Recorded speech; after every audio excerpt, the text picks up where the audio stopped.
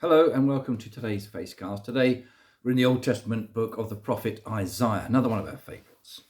And I've been speaking recently about some of the deeper relationship that we have with God our Father through Jesus the Son, and what that means and how we access those things, that relationship. And this passage is all about relationship between God the Father with his people Israel, and therefore with us today.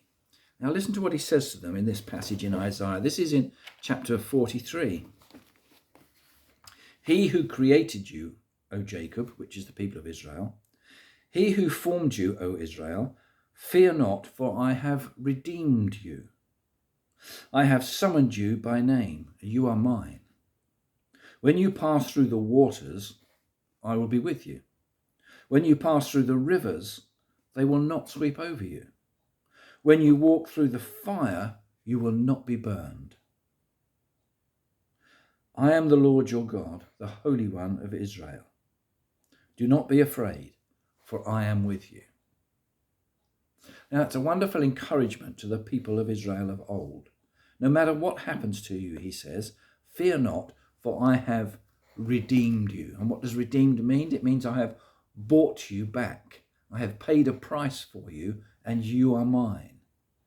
What is the price that he has paid for us?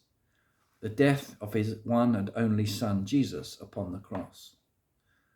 That's the price that God was willing to pay for us, to allow his Son to be crucified. Yes, the Father brought the Son back to life 3 days later, the great resurrection from death that we celebrate at Easter. But this is saying that do not be afraid in the meantime, because no matter what happens to you, when you pass through the waters, when you go through the rivers, they will not overtake you. When you go through the fire, you will not be burned. I will be with you. I will protect you. Now, there are times in history where it seems as though that is simply not true. One can think of the Holocaust, for example, a terrible, terrible time for the people of Israel, the Jewish people, who were slaughtered in their millions. How can we say that God was with them and was overseeing them?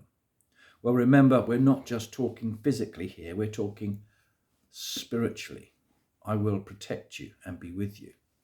And as we stand now in 2021, the people of Israel are as strong as they've ever been, despite the fact that they were nearly completely annihilated at one time.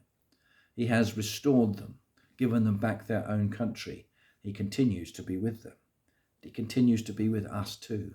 We might not see it in our lifetime. We might not understand it. That's why we need faith to walk with him, following his great promises to us.